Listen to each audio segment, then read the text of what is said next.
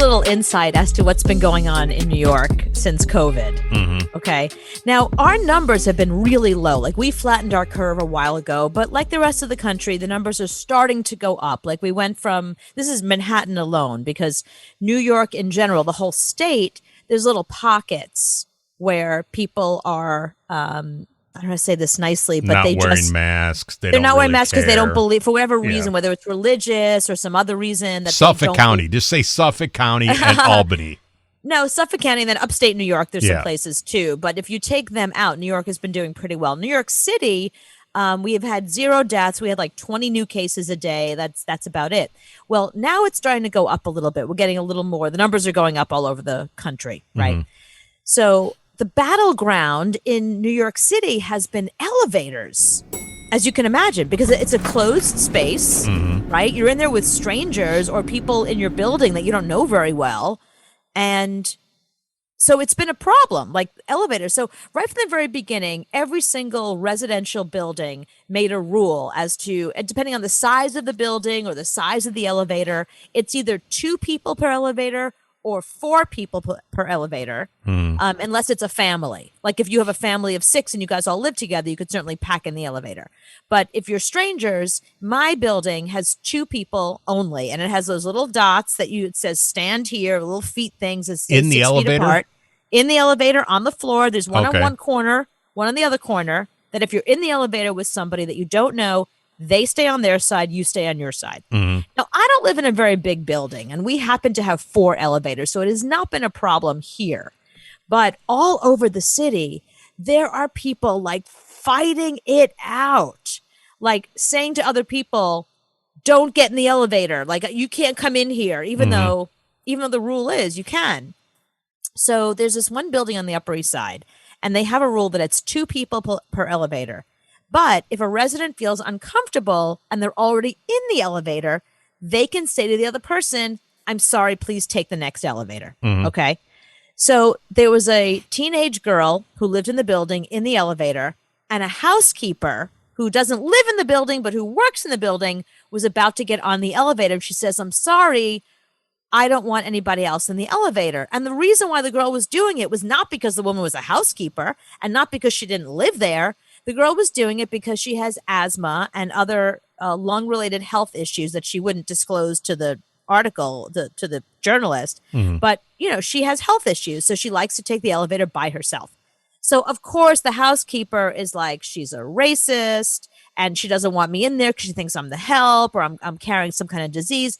And she was like, screw you, and she got on the elevator anyway. Oh, no. Yeah, so this has been a big thing going on in this particular building. But when that story came out, everybody was like, oh, listen to what's going on in my building. So honestly, like, we're all getting fat. Take the stairs. That's the thing, because you live on the 10th floor? 11th. 11th. You can take the stairs. Well, here's the thing with my building. So it's not like 1 flight of stairs and then you're at the next level. It's 2 flights of stairs per level.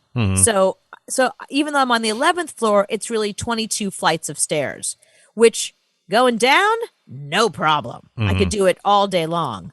But going up 22 flights of stairs just to go out, and I have the dogs with me, to walk the dogs. I can't do that. Yeah, and they say the virus hangs around a little bit longer than we thought to begin with. So let's say people are taking the stairs. It's probably hanging out in the stairs more than it's hanging out in the elevator itself. Well, that's the thing. How long are you in an elevator? You're going from the 11th floor to the 1st floor. I'm going to go 20 seconds. You're not even in there long enough for somebody to cough on you and give you the virus. And Do you know what I mean? Like, there's just no way. And I guarantee they're cleaning that elevator a lot more than they're cleaning the stairs. They're constantly cleaning the elevator. They are never cleaning the stairs. Right. So you're probably better off in the elevator. How about buying something on the 1st floor so you don't have to ride the elevator? That's what you should do. If you're really afraid that much of an elevator, buy something easier. Yeah, but people are already living here. It's not like I have the choice to move down a few floors. Trust me, I would. There's some nicer apartments on the lower floors. They've all been renovated. But so people live where they live. Like the people in the penthouse, I feel bad for them because see, at least with me, what they do in my building is they have an elevator that always hangs out on the 10th floor. So when I hit the button, it only has one floor to go. It comes and gets me. Oh. But if you're on the penthouse, I mean, it's going to stop along the way. People are going to be getting on. You know what I mean? Like you're stuck. Mm-hmm.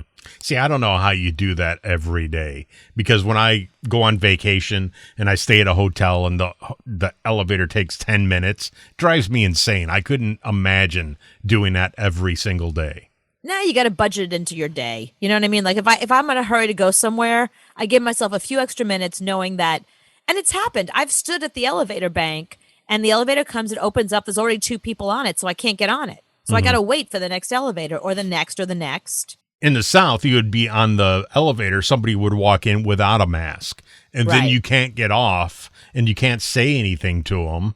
You can't get on an elevator without a mask. Like if I'm standing there and the elevator door opens, the person has no mask, I can say nope, not without a mask. Sorry, you're not getting on this elevator. And you can't go into Costco without a mask here either. But half the people don't wear one, so they don't care. Why doesn't Costco do something about that? I don't know. I think they're afraid of going up to somebody and saying something.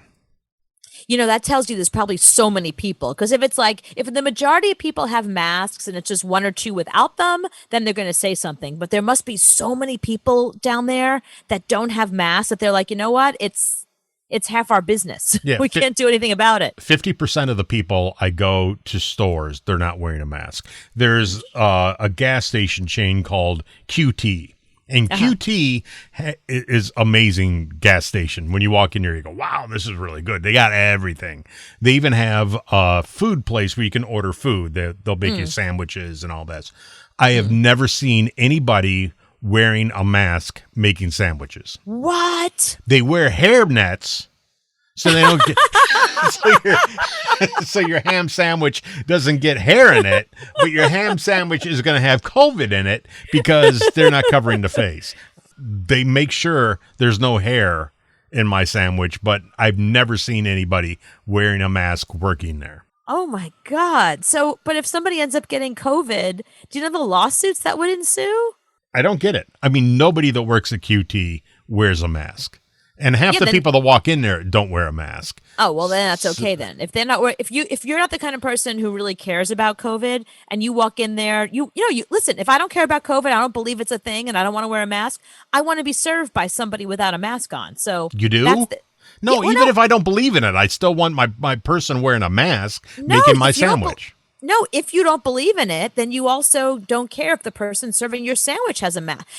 That's what QT is for. QT is for the people that have politicized this disease, that think that it's not a thing. Like, go get your sandwich at QT. They should stand at Costco and be like, hey, you have no mask? We have the perfect place for you to go for a sandwich. Right. 7-Eleven tells you to go screw off, but QT, come on in. Come on in. No mask, no problem. Yeah, but I'm wearing a mask. You should wear the mask when you're making my ham sandwich, but you see me and I don't know. Yeah, you can't eat there. You shouldn't be eating But there. I love the sandwiches, though. The ham sandwich is so good. You got to love them from afar.